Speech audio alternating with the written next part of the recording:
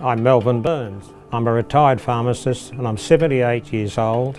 I have wet macular degeneration in both eyes. I retired from pharmacy full-time about 10 years ago and worked part-time until 3 years ago when I retired to look after my wife who suffers from frontotemporal dementia. I liked pharmacy. It was a good job. I was always working with people. Every day was different. Hardly had a day off work because of sickness.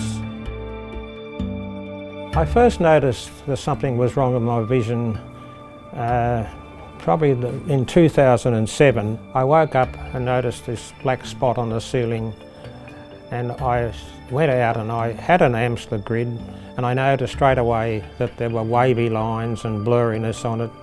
The next day I was seeing a retina specialist who gave me the injection in the right eye, and I've been having regular injections ever since. The injections have saved my sight.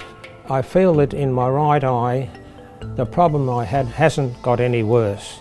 In my left eye, because it was picked up virtually before I had any symptoms, I still have 20/20 eyesight in my left eye. I can still drive, I can still read, I can do whatever I want to do. I would have been a different person now if these injections weren't available.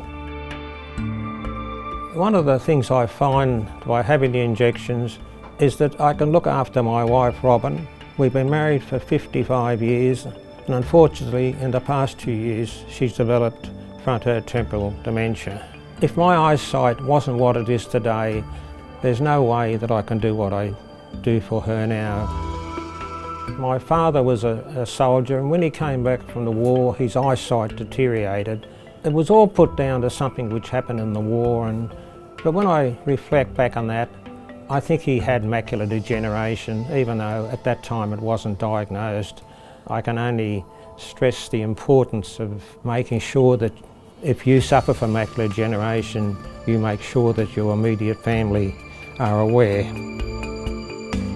Over the past 10 years that I've been involved, the progress has been made in the treatment of this problem. And I think a lot of that is due to people like the Macular Disease Foundation, who are very proactive in making the general community aware of what a big problem this macular disease has become as we get older particularly. And I would like to thank all the staff at Macular Disease Foundation for the help they've been over the last 10 years to me, and I'd like to take this occasion to wish them all and the Macular Disease Foundation a very happy 15th birthday.